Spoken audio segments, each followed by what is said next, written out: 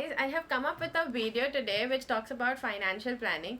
My earlier video spoke about the basics of budgeting and the 40 is to 40 is to 20 rule. So today we'll talk about what do you mean by financial planning. Financial planning basically means devising a roadmap for your finances to get converted into wealth generating assets. So let's dive a little bit much deeper into financial planning. Many of my clients have approached me for financial planning and have been satisfied with the same, with the service that they have received. So hence I decided to transfer this knowledge as well to my subscribers. So let's start. We have a three based module, short term, medium term and a long term financial planning. Coming to the short term financial plan, so here we take an example of Mr. Noy. So Mr. Noy has an income of say 1 lakh rupees.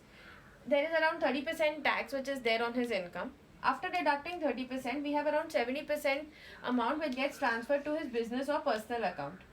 From this business or personal account, the Mr. Noy directly starts spending it into various other expenses like house expense, trips, luxury spends, maybe prepaying his debt or loans if he has any, shopping, and a portion of this income into investments or savings.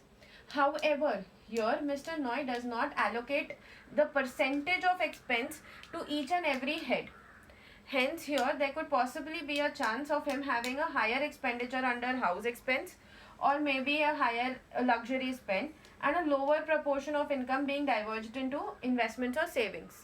Hence, Mr. Noy, by the end he retires, might still have to work for his retirement and for his survival, or maybe have to be dependent on his child for his survival. Let's go to the second plan, which is the medium term financial planning. So in the medium term financial planning, we'll take an example of Mr. Joy. So here, Mr. Joy has an income of say 1 lakh. We take the same example, income of 1 lakh. Deducting the tax, we have 70% into the business account. This business account then bifurcates the fund into business expenses. So business expenses could be depending on variable proportion of your income, depending on the business that you are carrying on. Coming from the business account, the balance income gets diverted into two parts, which is the personal account and the savings account. Now, personal account directly caters to your house expenses.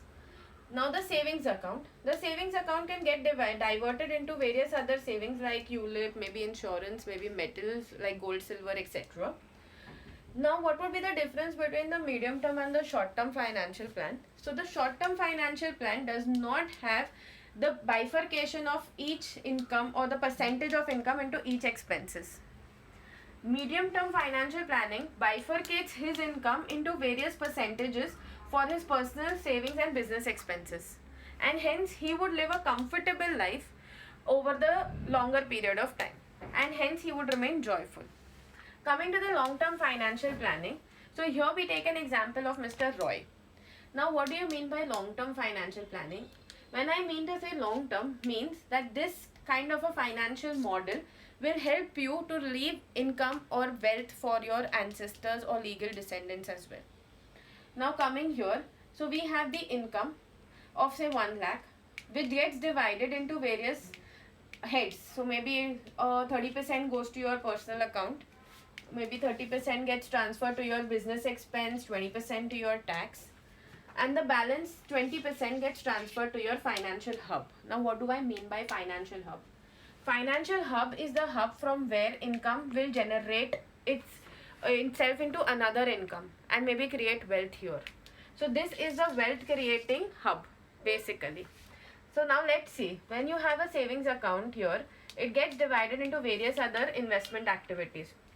Now over here, investing your income into SIP, mutual funds, stocks, property, metal, ULIP. All of these are income generating investments.